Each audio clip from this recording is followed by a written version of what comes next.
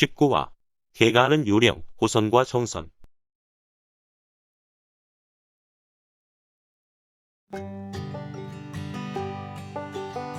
여러분, 바둑의 초반과 중반, 종반에 대해 모두 알아보셨군요. 따라오시느라 고생하셨습니다. 안녕, 로보야?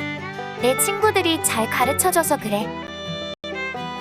로보야, 그것보다 로엔이랑 저번 시간에 배운 모양을 어떻게 개가 하는지 알고 싶어. 맞아. 공배도 다 배워서 바둑이 끝나긴 했는데 하나하나 세기에는 너무 집이 많은 것 같아. 저번 시간에 어떤 내용을 배우셨는지 알려주시면 저도 가르쳐드리겠습니다. 이제 그렇게 나오겠다 이거지? 나는 준비됐어. 은하야, 너는 어때? 저번에는 너부터 했으니까 이번에는 나부터 할래.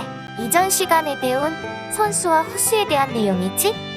선수는 다음에 한 번 더 두면 큰 이득을 얻을 수 있는 노림을 가진 수를 말해 상대의 돌을 단수하는 것처럼 말이야. 그리고 후수는 내가 두어도 상대가 곧바로 대응할 필요가 없는 수를 말해. 끝내기 할 때는 끝내기 하는 방법과 흑이 선수와 후수의 관계를 잘 아는 것이 중요해. 그리고 그것들을 이용해서 끝내기 하는 순서를 정하는 것도 가능해.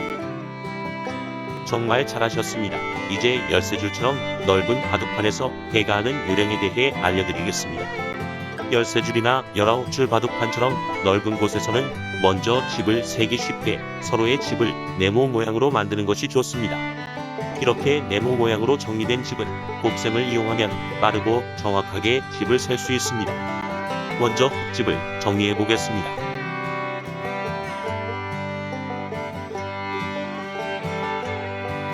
그렇게 정리하면 서로의 경계선을 알기 어렵지 않을까?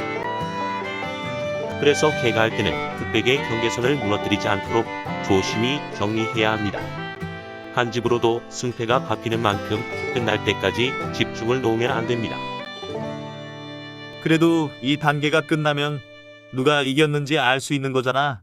집중해서 해봐야겠다. 이번에는 백집을 정리해 보겠습니다.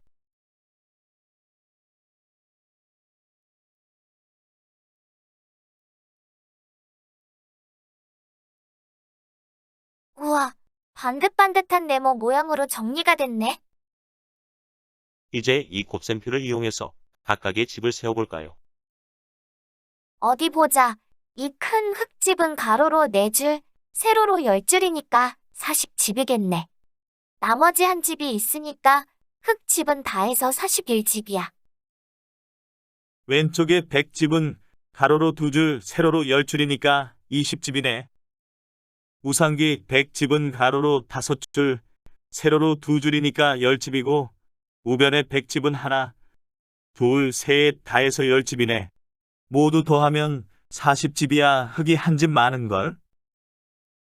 흙집이 100집보다 한 집 많으니까 흙이 이긴 바둑이구나. 이렇게 넓은 집을 순식간에 셀 수 있다니 하나하나 셌으면 시간이 엄청 걸렸을 거야. 잠시 쉬었다가 네모 모양을 만드는 요령에 대해 알아보겠습니다.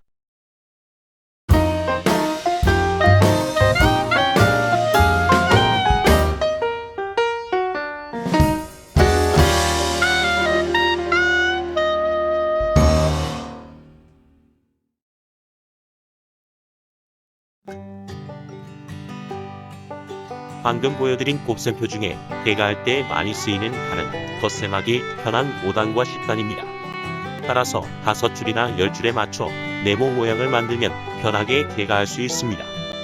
예를 들면 이런 모양들이 있습니다.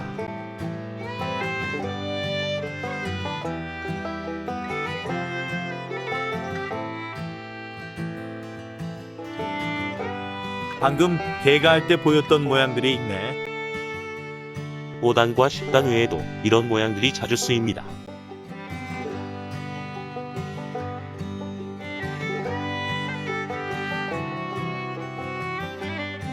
이 모양들을 이용하면 편하게 집을 셀 수 있겠다. 그러게 훨씬 편해지겠어.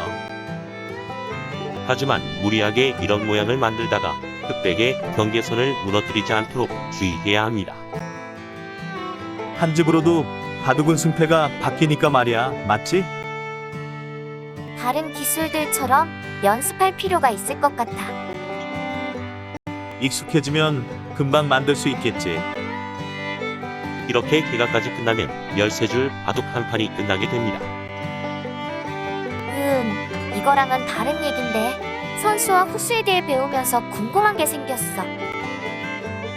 뭔데 끝내기 얘기야? 선수는 상대보다 먼저 이득을 볼 수 있잖아? 그렇지. 상대의 노림을 피하려면 받아야 하잖아. 그럼 바둑은 흙이 먼저 두니까 백보다 이득인 거 아니야?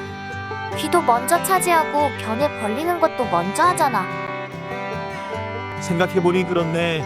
흙이 먼저 두는 만큼 흙이 백보다 유리하게 시작하는 느낌이 들어. 그럼 나도 흙으로 더 볼래. 우리 바꿔보자. 그래도 나는 흙돌이 좋은데. 그 차이에 대해 눈치채시다니 대단한 관찰력이시네요. 그러게 은하 너는 눈치가 엄청 빠른 것 같아. 그거 칭찬하는 거 맞아? 잠시 분위기를 바꾸는 시간을 가진 다음 설명드리겠습니다.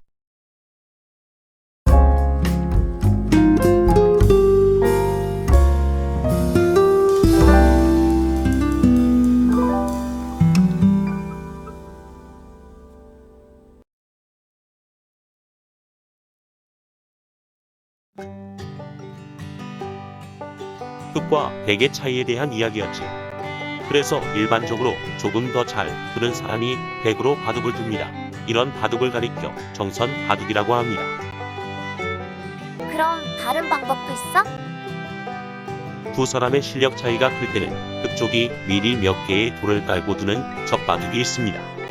2점, 3점, 4점 등 다양한 방식이 있는데 차이가 큰 만큼 더 많이 깔게 되지요. 깔고 난 다음에는 백이 두는 것으로 바둑이 시작됩니다. 우리는 같이 배웠으니까 젖바둑을 둘 일은 없겠네. 그걸 어떻게 알아? 똑같이 배워도 내가 더 잘 될 수도 있는데. 뭐라고? 그럼 지금 둬서 결판을 내볼까?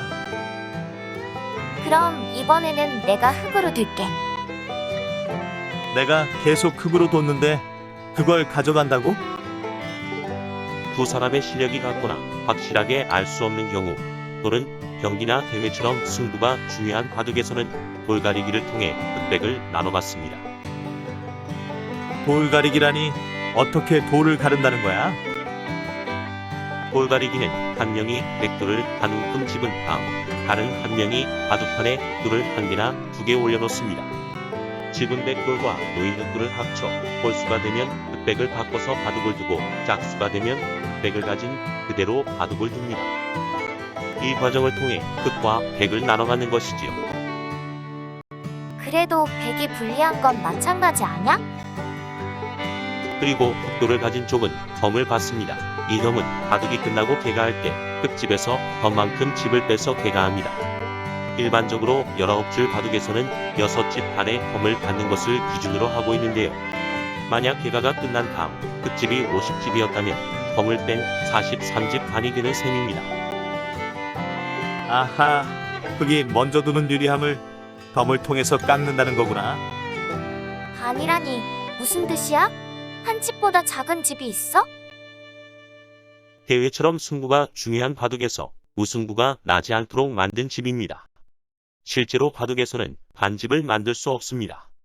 이렇게 돌가리기를 하는 바둑을 가리켜 호선 바둑 또는 맞바둑이라고 합니다. 그럼 정선과 소선, 젖바둑으로 3가지 방식의 바둑이 있는 거네. 바둑 한 판을 두는 것도 힘든데 방식이 3가지나 있구나. 다음 시간에는 이제까지 배운 내용을 통해 바둑의 흐름을 정리해 보도록 하겠습니다. 그래, 오늘은 다 배웠으니까 호선으로 한 판 두어볼까? 좋아, 한번 해보자고.